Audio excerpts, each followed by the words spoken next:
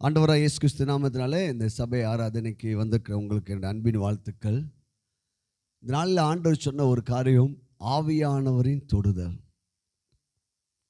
ஆவியானவர் ஒரு மனிதனை தொடும்போது என்ன மாற்றம் நடக்குன்னா, உள்ளேயும் மாற்றம் நடக்கும், வெளியேயும் மாற்றம் நடக்கும். பிரைஸ்லா. நம்ம ஆண்டோடைய பிரசன்னத்தை, அதான் ஆண்டவர் சொன்னார், தாகம் உள்ளவமே தண்ணீரை ஊற்றுவேன். பரிசுத்த ஆவியானவர் நம்முடைய மனதையும் தொடுவார், ஆவியும் தொடுவார், சரீரத்தையும் தொடுவார். அப்போ பரிசுத்த ஆவியானுடைய தொடுதல் நம்முடைய வாழ்க்கையில் தேவை. அல்லேலூயா. அது வனாந்தரத்தை செழிப்பாக என்ன செஞ்சிடும், மாற்றிவிடும். சீசர்கள் இயேசு கிறிஸ்துவோடு இருந்தாங்க, 3 ஆண்டுகள் இருந்தாங்க.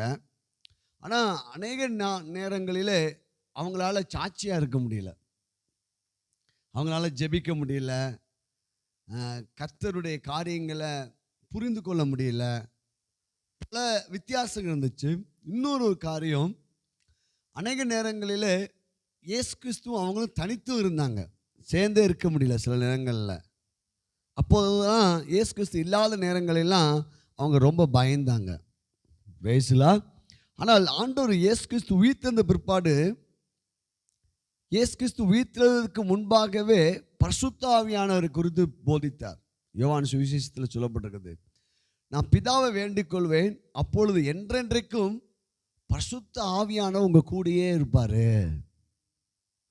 ஜீசஸ் சரீரத்தில் வெளிப்பட்டார், 3 ஆண்டுகள் சீசர் கூட இருந்தார். ஆனால் அவர் ஜெபிக்கும் போது சீசர்கள் தூங்கிட்டு இருப்பாங்க.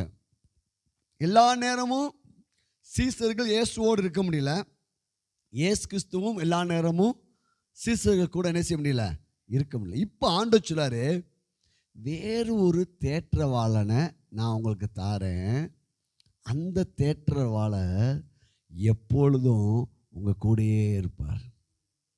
அல்லேலூயா. பிரைஸ்லா. பாருங்கள், யோவான் சுவிசேஷம்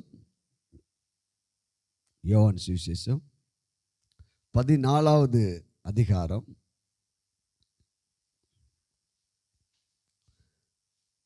யோவான் சுவிசேஷம் 14வது அதிகாரத்தில் 16, 17 வாசிப்போம். மைக்கில் வாசிப்போம்.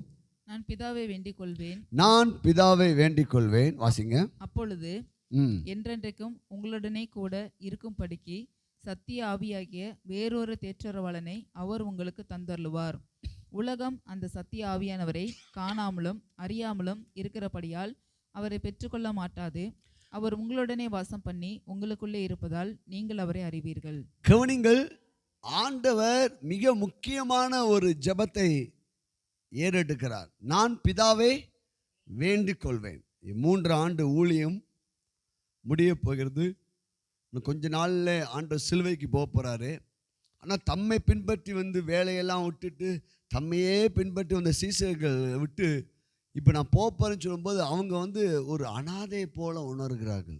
அடுத்த வசனம் பாருங்க, நான் உங்களை திக்கற்றவளாக விடேன், உங்களிடத்து வருவேன். அல்லேலூயா. இந்த சீசர்கள் இயேசு நம்ம கூடயே இருப்பார், அவர் தான் ராஜா, ஆளுகை செய்வார் அப்படிலாம் நினச்சிட்டு அவங்களால தேவ திட்டத்தை என்ன செய்ய முடியல, புரிந்து கொள்ள முடியல. இயேசு கிறிஸ்து எதுக்காக அந்த பூமியில் வந்தார் என்றால், நம் மனுக்குலத்துடைய பாவத்தை சுமந்து தீர்க்க வேண்டும். இப்போ இயேசு கிறிஸ்து சிலுவைக்கு போவதற்கு முன்பாக ஆண்டவர் சொல்லாரு, நான் போகிறேன்.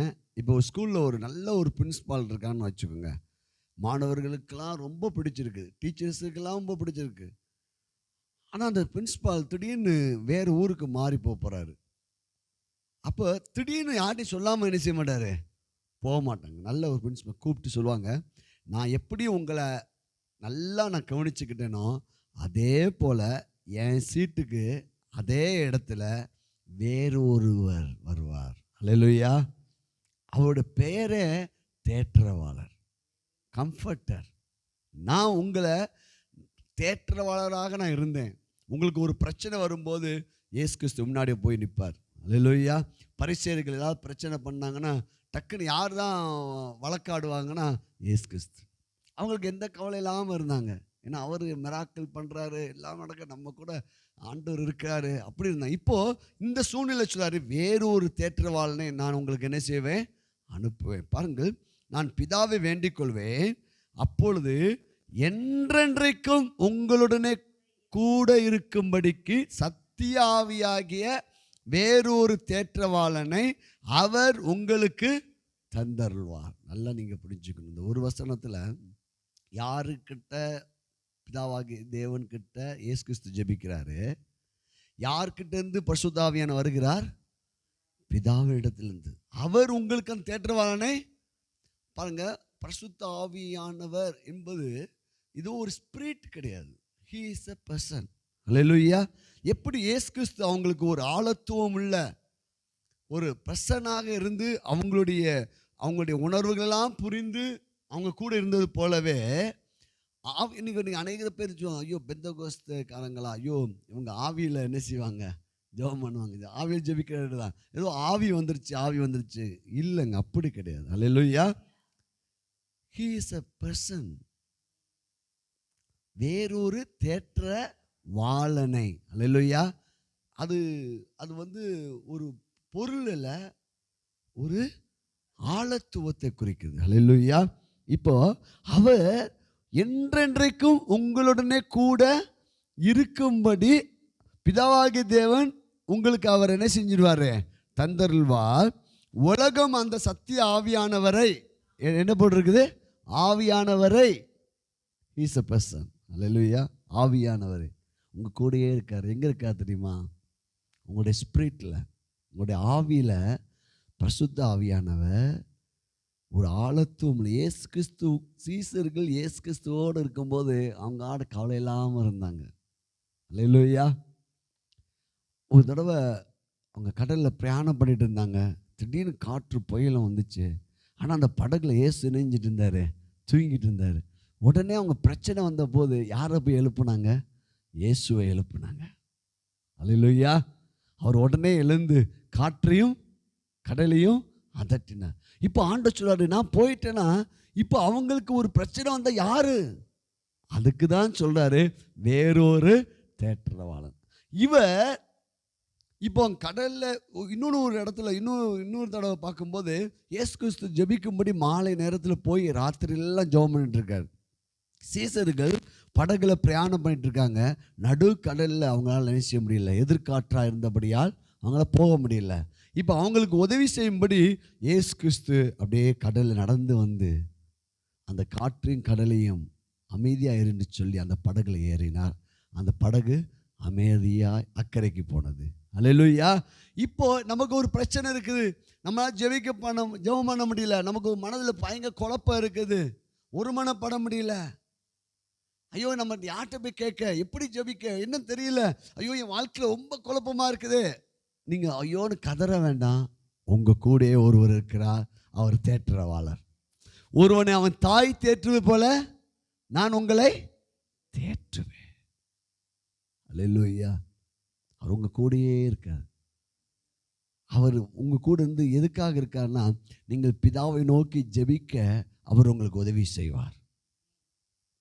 பாருங்கள், ரோமர் 8ஆம் அதிகாரம், இதை அப்படியே வச்சுக்கோங்க, நம்ம பார்ப்போம். ரோமர் 8ஆம் அதிகாரம். நமது பலவீனங்களில் ஆவியானவர் தாமே வாக்கடங்காத பெருமூச்சுகளோடு நமக்காக அவர் என்ன செய்கிறாரா, விண்ணப்பிக்கிறார். வாசிப்போமா? வாசிங்க. ரோமர் 8ஆம் அதிகாரம் 26, 27. ஆவியானவரும் நமது பலவீனங்கள் எப்படி அந்தபடியே ஆவியானவரும். ஆவியானவரா? ஆவியானவர். இப்போ நான் உங்களுக்காக ஜெபிக்கிறேன் அப்படின்னா பாஸ்டர் எனக்காக ஜெபிப்பாங்க. இப்போ உங்கள் கூடயே ஒருவர் இருக்கிறாரு. அல்லேலூயா.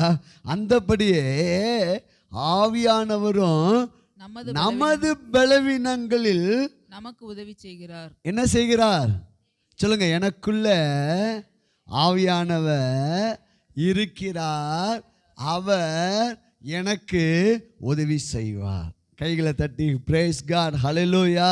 நமது பலவீனங்களில் நமக்கு அவர் எப்படி செய்கிறாரா, உதவி செய்கிறார். நாம் ஏற்றபடி வேண்டிக் கொள்ள வேண்டியது இன்னதென்று அறியாமல் இருக்கிறபடியால் ஆவியானவர் தாமே வாக்குக்கு அடங்காத பெருமூச்சுகளோடு நமக்காக வேண்டுதல் செய்கிறார். அல்லேலூயா. அப்போ அந்த அந்நிய பாஷை ஜெபம் ஏன் நம்ம அடிக்கடி ஜெபிக்கணும் தெரியுமா? ஒரு காரியத்துக்கு ஒரு பிரச்சனை, ஆனால் அந்த காரியத்துக்கு எப்படி ஜெபிக்கணும் உங்களுக்கு தெரியல. இது எப்படிடா என்னடா செய்ய அப்படின்னு நினச்சிருக்கீங்க. உடனே நீங்கள் உங்களுக்குள்ளே இருக்கிற அந்நிய பாஷையில் நீங்கள் ஜெபிக்கணும். தோரி காலா ஷாதா ரபான் வீட்டு ஆரம்பிச்சிடணும். அந்நிய பாஷை ஜெபிக்கும் போது நீங்கள் என்ன ஜெபிக்கணும் உங்களுக்கு தெரியாது. ஆனால் ஆவியானவர் உங்கள் பிரச்சனையை எடுத்து பிதாவை இடத்துல நினைச்சுவார். அவர் ஜெபம் பண்ணிக்கிட்டு இருப்பார். வாக்கடங்காத பெருமூச்சு. அடுத்த வசனம் பாருங்க. ஆவியானவர் தேவனுடைய சித்தத்தின்படியே பரிசுத்தவான்களுக்காக வேண்டுதல் செய்கிறபடியால் இருதயங்களை ஆராய்ந்து பார்க்கிறவர் ஆவியின் சிந்தை இன்னதென்று அறிவார். ஹல்லேலூயா. தேவனுடைய சித்தத்தின்படி நமக்குள்ள இருந்து ஜெபிக்க யார் இருக்கிறார்? ஆவியானவர். ஹல்லேலூயா. நமது பலவீனங்களிலே ஆவியானவர் நமக்கு உதவி செய்வார். Glory to Jesus. ஹல்லேலூயா. இப்போ நம்ம இதை குறித்து நம்ம இன்னும் வர நாட்களை ஆழமாய் பார்க்க போகிறோம்.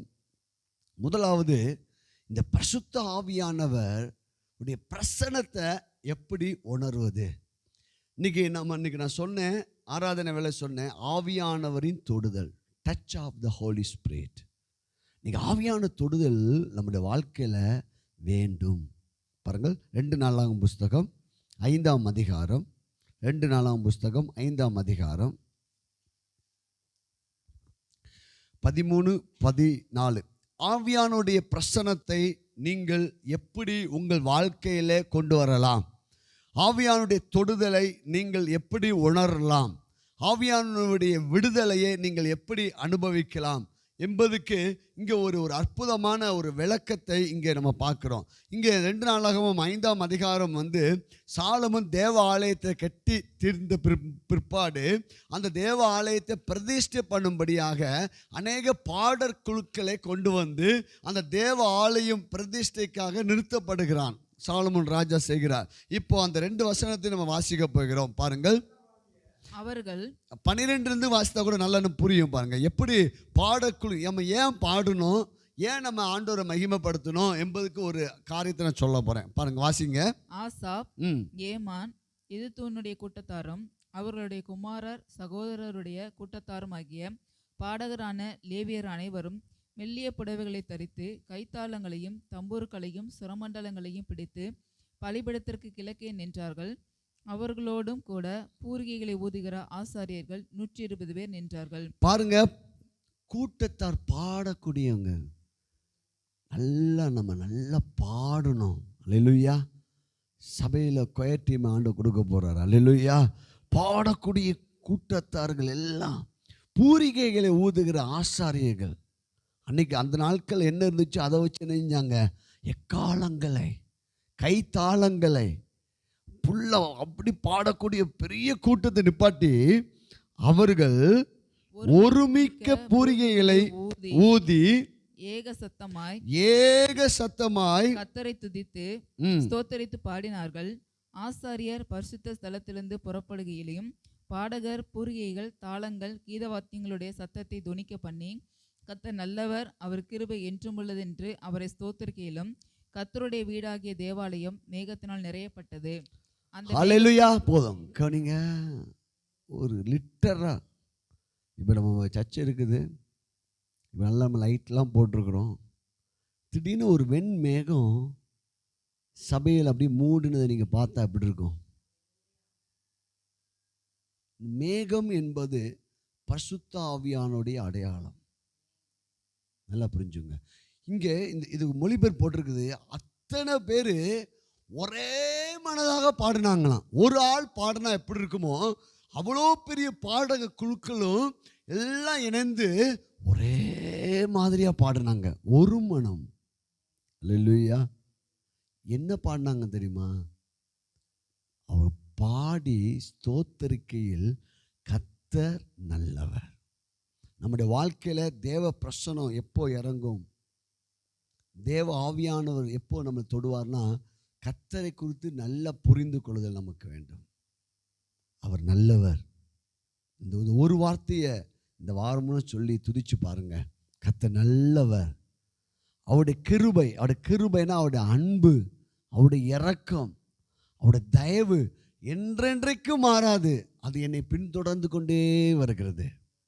கர்த்தருடைய மகிமையான பிரசன்னத்தை நீங்கள் அடிக்கடி உணர வேண்டும் என்றால் தேவனை குறித்த நல்ல அபிப்பிராயம் நமக்கு இருக்கணும். இன்னைக்கு அநேக தேவனோட பிள்ளைங்க அறியாததுனால கர்த்தர் என்னை அடிச்சிட்டாரு, கர்த்தர் எனக்கு இப்படி தீங்கு இணைஞ்சிட்டாரு, என் குடும்பத்தில் செஞ்சிட்டாரு அப்படிலாம் நினைக்கிறாங்க. கர்த்தரை குறித்த சரியான அறிவு இல்லை. ஏன்னால் அவரிடத்தில் ஒரு தீமையும் இல்லை. நன்மையான எந்த ஈவும் பூர்ணமான எந்த வரமும் ஜோதிகளின் பிதாவிடத்திலிருந்து இறங்கி வருகிறது. அவரிடத்துல தீமை இல்லை. நம்ம இருதயத்தில் கர்த்தர் நல்லவர் சொல்லுவோமா? ஒரு 3 தடவை சொல்லுவோம். கர்த்தர் நல்லவர், கர்த்தர் நல்லவர், கர்த்தர் நல்லவர், கர்த்தர் நல்லவர், கர்த்தர் நல்லவர். அவருடைய கிருபை, அந்த கிருபை என்பதுக்கு அவருடைய அன்பு. எத்தனையோ பேருடைய அன்பு இந்த உலகத்தில் மாறலாம், ஆனால் ஒருவருடைய அன்பு மட்டும் மாறாமல் தொடர்ச்சியாக வந்து கொண்டிருக்கும். அவர் நல்லவர். அல்லேலூயா. அவர் நல்லவர். அவருடைய கிருபை என்றும் உள்ளது. சொல்லுங்க, அவருடைய கிருபை என்றும் உள்ளது. அவருடைய அன்பு என்றும் உள்ளது. அவருடைய இரக்கம் என்றும் உள்ளது. அவருடைய அன்பும் அவருடைய இரக்கமும் அவருடைய பாசமும் அவருடைய மன்னிப்பும் அவருடைய நன்மையும் என்னை ஒவ்வொரு நாளும் தொடர்கிறது. கர்த்தர் நல்லவர். தேவ பிரசன்னத்தை நீங்க உணரும் போது, அவர்கள் ஒருமனப்பட்டு பாடி துதித்த போது ஒரு மகிமையின் மேகம் அப்படியே இறங்கிருச்சு. அல்லேலூயா. பாருங்க, அவர்கள் கர்த்தர் நல்லவர், அவருடைய கிருபை என்றும் உள்ளது என்று அவரை ஸ்தோத்திரிக்கையிலும் கர்த்தருடைய வீடாகிய தேவ ஆலயம் மேகத்தினால் நிறையப்பட்டது. சாலமன் கட்டின பிரம்மாண்டமான தேவ ஆலயம் அப்படியே மேகத்தினால் அப்படியே நிரப்பிட்டார். அடுத்த வருஷம் சொல்லுது, அந்த மேகத்தின் நிமித்தம் ஆசாரியர்கள் ஊழியம் செய்து நிற்க கூடாமல் போயிற்று. கர்த்தருடைய மகிமை தேவனுடைய ஆலயத்தை நிரப்பிற்று. அல்லேலூயா. பாருங்க, சில நேரங்களில் கர்த்தருடைய அபிஷேகம் நம்ம மேலே வரும்போது நம்மளால் நிற்க முடியாது, கீழே விழுந்துருவோம். அல்லேலூயா. கர்த்தருடைய மகிமை சில நேரம் தாங்க முடியாது. அதனால குளோரியை நீங்கள் புரிந்து கொள்ளுங்கள். கர்த்தருடைய மகிமை, கர்த்தருடைய அபிஷேகம் உங்கள் மேலே வரும்போது, இந்த ஜெபிக்கும் போது டக்குன்னு உங்களால் என்ன செய்ய முடியாது. இங்கே கர்த்தருடைய மகிமை இந்த தேவ ஆலயத்தை வந்து அப்படியே மூடியது. ஆசாரியர்களால் என்ன செய்ய முடியலையா? 120 ஆசாரியர்கள் அங்கே நின்று கொண்டிருக்கிறார்கள் ஊழியம் செய்யும்படியாக. தேவ ஆலயத்தில் சில பிளான் போட்டு இப்படிலாம் செய்யணும், பிரதிஷ்டை பண்ணணும், இப்படிலாம் பண்ணிட்டு இருக்கு நினச்சிருக்காங்க. ஆனால் கர்த்தருடைய க்ளோரி, கர்த்தருடைய மகிமை வந்த போது அவங்களால நிற்க முடியல. அல்லேலூயா.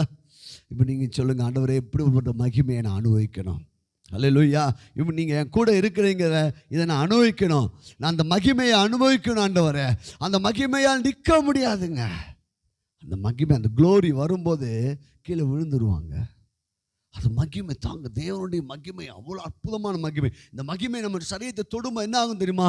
வியாதிகள் மறையும், மனக்காயங்கள் ஆற்றப்படும், கர்த்தர் நம்மோடு கூட இருக்கிறார் என்று ஒரு விசுவாசம் வரும், ஒரு தைரியம் வரும்.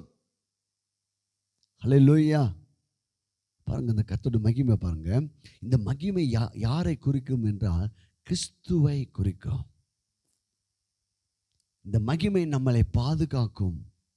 பாருங்கள், இயேசு கிறிஸ்துவை பிடித்து கொள்ளும்படியாக யூதாஸ் காரியத்து போய் சொல்லி அங்கே இருக்கிற பரிசேயர்களையும் மற்ற ஆட்களையும் அந்த போர் சேவர்களையும் ரோம போர் சேவர்களை ஆயத்தப்படுத்தி கூட்டிட்டு வரான்.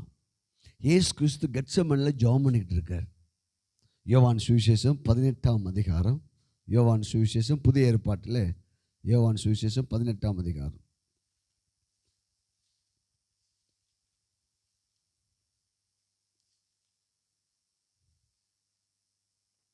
5ஆம் வசனம்,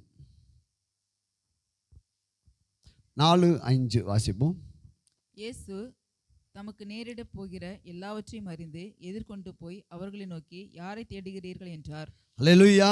பாருங்க, 3ஆம் வசனம் பார்த்தீங்கன்னா, யூதாஸ் போர்ச்சேவரின் கூட்டத்தையும் பிரதான ஆசாரியர் பரிசேயர் என்பவர்களால் அனுப்பப்பட்ட ஊழியக்காரரையும் கூட்டிக் கொண்டு பந்தங்களோடும் தீவட்டிகளோடும் ஆயுதங்களோடும் அவ்விடத்திற்கு வந்தான். பாருங்க, ஒரு திருடனை பிடிக்கிற மாதிரி வந்துட்டு இருக்காங்க. போர்ச்சே ஆர்மி. அன்னைக்கு இருந்த ரோம பேரரசு ஒரு உலக வல்லரசாக இருக்குது அன்னைக்கு 1ஆம் நூற்றாண்டு. இப்போ ஒரு போர், ஒரு திருடனை பிடிக்கிற மாதிரி அத்தனை ஒரு ஆயுதத்தோடு வந்துட்டு இருக்காங்க. அப்போ உடனே அங்கே வேத வசனம் சொல்லுது, இயேசு தமக்கு நேரிட போகிற எல்லாவற்றையும் அறிந்து எதிர்கொண்டு போய் அவர்களை நோக்கி, யாரை தேடுகின்றீர்கள் என்றார். அல்லேலூயா. இந்த கர்த்தருடைய மகிமை, கர்த்தருடைய க்ளோரி உங்க வாழ்க்கையில வெளிப்படும் போது பிரச்சனை உங்களுக்கு முன்பாக கீழே விழும். உங்களுக்கு எதிராக வருகிற வியாதிகள் கீழே விழும், எல்லாம் சோர்வுகள் கீழே விழும். யாரை தேடுகிறீர்கள் என்பதை எல்லாவற்றையும் அவர் அறிந்து அதை எதிர்கொள்ளும்படியாக வருகிறார். இயேசு கிறிஸ்து மேல அபிஷேகம் இருக்குது. இப்போ அடுத்த வருஷம் என்ன நடக்குது பாங்க. அவருக்கு அவர்கள் பிரதித்திரமாக, நசரேயனாகிய இயேசுவை தேடுகிறோம் என்றார்கள். யாரை தேடுகிறீர்கள் என்று ஒரு அதிகாரத்தோடு கேட்டபோது அவங்க சொன்னாங்க, நசரேயனாகிய இயேசுவை நாங்கள் என்ன செய்கிறோம், தேடுகிறோம் அப்படி சொன்னாங்க. உடனே பாருங்க, அதற்கு இயேசு நான் தான் என்றார். அவரை காட்டி கொடுத்த யூதாசும் அவர்களுடனே கூட நின்றான். இப்ப நான் தான் என்று அவர்களிடத்தில் சொன்ன உடனே அவர்கள் பின்னிட்டு தரையில விழுந்தார்கள். அல்லேலூயா. போர் சேவர்கள் பெரிய ஆயுதத்தோடு வந்துட்டு இருக்காங்க. யாரை தேடுகிறீர்கள் அப்படி கேட்கிறாரு. ஏன்னா ஒரு மேல என்ன இருக்குது, பரிசுத்த ஆவியான க்ளோரி, கர்த்தருடைய ஆவியான என் மேல இருக்கிறார். கர்த்தருடைய அபிஷேகம் நம்ம வாழ்க்கையில வெளிப்படும் போது, நமக்குள்ளாக கிரியை செய்யும் போது, நமக்குள்ளாக விசுவாசமும் தைரியமும் வரும். இப்போ ஆண்டவர் சொல்ல, இப்படி திரும்ப யாரை தேடுகிறீர்கள், நான் தான் என்று சொன்ன உடனே அவர்கள் அப்படியே பின்னிட்டு விழுந்தாங்க. டக்குன்னு கீழே விழுந்தாங்க. ஆயுதத்தெல்லாம் வச்சிருக்காங்க. அப்போ அரசாங்கமோ, உங்களுக்கு எதிராக வருகிற எந்த பில்லி சுனியமோ, செய்வினையோ, எந்த வன்கண்ணோ, எந்த வியாதியோ உங்க மேல இருக்கிற அபிஷேகத்துக்கு முன்பாக நிற்க முடியாது. அந்த அபிஷேகத்துக்கு முன்பாக அது கீழே விழுந்துதான் ஆகும். டக்குன்னு நான் தான் என்று சொன்ன போது இங்க ஆசாரியர்கள் மகிமையில விழுந்தாங்க. இது சூப்பர். அல்லேலூயா. நல்லா புரிந்து கொள்ளுங்க. சொல்லுங்க, இப்போ சொல்லுங்க, கர்த்தருடைய ஆவியானவர் என் மேல் இருக்கிறார். என் சரீரத்தில் இருக்கிற எல்லா வியாதிகள், எல்லா பலவீனங்கள், எல்லா பயங்கள் எல்லாம் இயேசுவின் நாமத்தினால நீங்கி போவதாக. Glory to Lord Jesus name. அப்படியே எழுந்து நிற்போமா. Glory to Lord. ஆண்டவரே, இந்த மகிமையை நாங்கள் உணரணும். நம்ம தொடர்ச்சியாக பார்க்க போகிறோம். ஆண்டவர்கிட்ட கேளுங்க, ஆண்டவரே இந்த க்ளோரியை நான் உணரணும். இந்த பிரசன்ஸ் இன்னைக்கு ஆராதனை வேலை எத்தனை பேர் பிரசன்ஸை உணர்ந்தீங்க? அல்லேலூயா. இது நம்ம கூட அவர் இருக்கிறாரு என்பதை காட்டுறாரு. இது நாளடைவில் உங்கள் கூடயே இருக்கிறத நீங்கள் காண்பீர்கள். ஏன்னா என்றென்றைக்கும் அவர் உங்கள் கூடனே இருக்கிறார். அப்போ சின்ன காரியமானாலும் ஆண்டவரே எனக்கு ஆலோசனை கொடுங்கன்னு சொல்லி நீங்கள் ஜெபம் பண்ணும்போது கர்த்தர் உங்கள் கூட பேசுவார். Thank you Jesus. Glory to Lord. நீங்கள் ஆண்டவருடைய மகிமைக்காக ஸ்தோத்திரம். ஆண்டவரே, உங்கள் மகிமை அந்த ஆலயத்து மேலே இறங்கினது. இப்போது புதிய ஏற்பாட்டில் நீங்கள் நானும் தான் தேவனுடைய ஆலயம். சொல்லுங்க, நானே கிறிஸ்துவுக்குள்ள ஆலயமாக இருக்கிறேன். தேவ மகிமை அந்த ஆலயத்தை நிரப்பிற்று. அந்த க்ளோரி ஆலயத்தை நிரப்பிற்று. அல்லேலூயா. உங்களுக்குள்ள மகிமை இருக்கிறதுனால நீங்கள் பிரச்சனையை பார்த்து, மலையை பார்த்து யார் அப்படின்னு கேட்கலாம். அல்லேலூயா. அது மெழுகு போல் உருகிவிடும். Glory to Jesus. ஆண்டவரே, இதுக்கு ஒரு பெரிய காரணமாக தேவ பிரசன்னத்தை, மகிமையை நம்ம உணரணும் என்றால் நல்லா துதிக்கணும், நல்லா பாடணும். ரெண்டாவது, தேவனை குறித்த நல்ல எண்ணம் நமக்கு இருக்கணும். கர்த்தர் நல்லவர், அவருடைய கிருபை என்றும் உள்ளது. அல்லேலூயா. முதலாவது நல்லா துதிக்கணும். முதல்ல ஒருமனப்படணும். நல்லா இப்போ இந்த மகிமை, இந்த மகிமை, இந்த பிரசன்ஸை எது கொண்டு வரும்னா பாடல், துதி, ஆராதனை, ஒரு மனம் அப்படியே மகிமை இறக்கணும். அல்லேலூயா. நாமும் கூட நம்முடைய ஒவ்வொரு ஆராதனையிலையும் இந்த மகிமையை அனுபவிக்க போகிறோம். துதியை நாம் உயர்த்த போகிறோம். அல்லேலூயா. இயேசுவின் நாமத்தை இதை பார்த்து கொண்டிருக்க நம்ம ஒவ்வொருவருக்கும் தேவ மகிமை வெளிப்பட போகிறது. நம்ம ஒன்றே ஒன்று துதிக்க போகிறோம். ஆண்டவரே, நீ நல்லவரப்பா, நீ நல்லவர் ஆண்டவரே. இன்னைக்கு அதனால நம்ம ஆராதனை இந்த ஒரு வரியை பாடணும். கர்த்தர் நீ நல்லவர், சர்வ வல்லவர். நீங்கள் ஏன் துதிக்கும் போது என்ன நடந்துச்சு தெரியுமா? பிரசன்ஸ் இறங்கிருச்சு. அது க்ளோரி என்ன செஞ்சிச்சு? சபை முழுவதும் இறங்கிருச்சு. அவர் நம்ம கூட இடைப்பட்டார். அல்லேலூயா. ஆண்டவரே, இந்த க்ளோரியை நாங்கள் சுமந்துட்டு போகிறோம். இயேசுவின் நாமத்தில் நீ நல்லவர் ஆண்டவரே. இந்த மகிமையின் பிரசன்னத்தினால இந்த வாரம் முழுவதும் எங்களை வழி நடத்துங்க ஆண்டவரே. எங்களுக்குள்ளே தான் நீங்கள் இருக்கிறீங்க. இந்த பிரசனை எங்களுக்குள்ளே இருக்கிறபடியால் எங்களுக்கு எதிராக வருகிற எல்லா சூழ்நிலையும் மறையும். Glory to Jesus. ஒரே ஒரு துதியை நம்ம ஏறெடுக்க போகிறோம். கர்த்தர் நல்லவர், அவருடைய கிருபை என்றும் உள்ளது. Hallelujah. Glory to Jesus. Hallelujah. Hallelujah. ஆண்டவர் உங்களை நிரப்ப போகிறாரு. ஏன்னா இப்போ நீங்கள் தான் தேவனுடைய ஆலயம். நீங்கள் தான் அந்த தேவனுடைய ஆலயம். உங்களுக்குள்ள பரிசுத்த ஆவியானவர் இருக்கிறார். அவருடைய மகிமை உங்களில் வெளிப்படும். Glory to Jesus name. Hallelujah.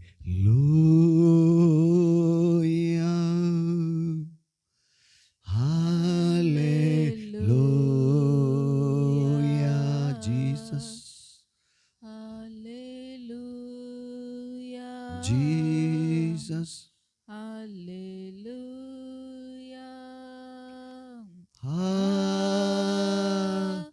Hallelujah.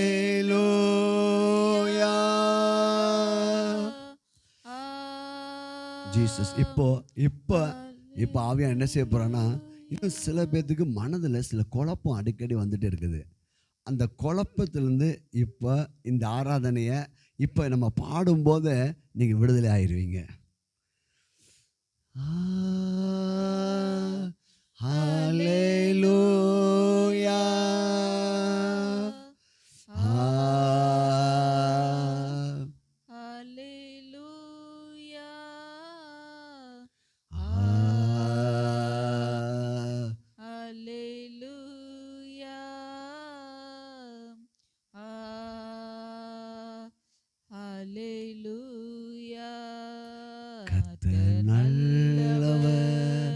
சர்வ வல்லவர், கர்த்தர் நல்லவர், சர்வ வல்லவர், கர்த்தர் நல்லவர், சர்வ வல்லவர், கர்த்தர் நல்லவர், சர்வ வல்லவர். Hallelujah.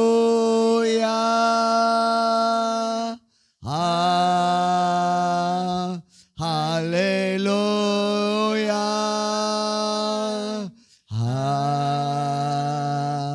Hallelujah.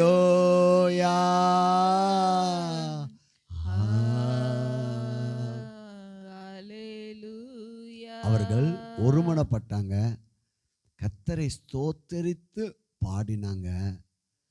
அந்த இடம் முழுவதும் கர்த்தருடைய மகிமை நிரப்பிற்று. ஆண்டவருடைய மகிமையில் உங்களுக்கு பெரிய விடுதலை. Touch the Holy Spirit. இப்போ இயேசுவின் நாமத்தில் ஒவ்வொருவரையும் தொடுங்க ஆவியானவரே. Touch the Holy Spirit. ஆவியானுடைய தொடுதல் மனதிலே சரீரத்தில் நாளை முழுவதும் பார்த்து கொண்டிருக்க ஒவ்வொரு மேலேயும் ஆண்டவருடைய தொடுதல் இன்னைக்கு உண்டாகட்டும். இந்த மதியானம், மாலை, இந்த வாரம் முழுவதும், இந்த மாதம் முழுவதும், இந்த வருடம் முழுவதும் எங்கள் வாழ்நாளெல்லாம் உங்கள் தொடுதலை நாங்கள் உணரணும். காரணம், நீங்கள் எங்களுக்குள்ளே இருக்கிறீங்க. சொல்லுங்கள், பரிசுத்த ஆவியானவரே, எனக்குள்ளே இருக்கிற ஆவியானவரே, என்னை வழி நடத்துங்க. நான் துதிக்க துதிக்க உங்கள் மகிமையை நான் காண்பேன். ஹல்லேலூயா ஜீசஸ். கைகளை தட்டி ரோபாரி ஷக்கல பல பல பல பல. ஓ ரேக்கலபோ மாரேபா ஷதரப ரேக்கல பல பல பல பல. எல்லா மகிமையும் உமக்கே செலுத்துகிறோம் இயேசுவின் நாமத்தில், நல்ல பிதாவே, ஆமென். கர்த்தர் நல்லவர். கர்த்தர் நமக்கு பெரிய பெரிய காரியங்களை கர்த்தர் உங்களுக்காக செய்வார். ஆமென். God bless you.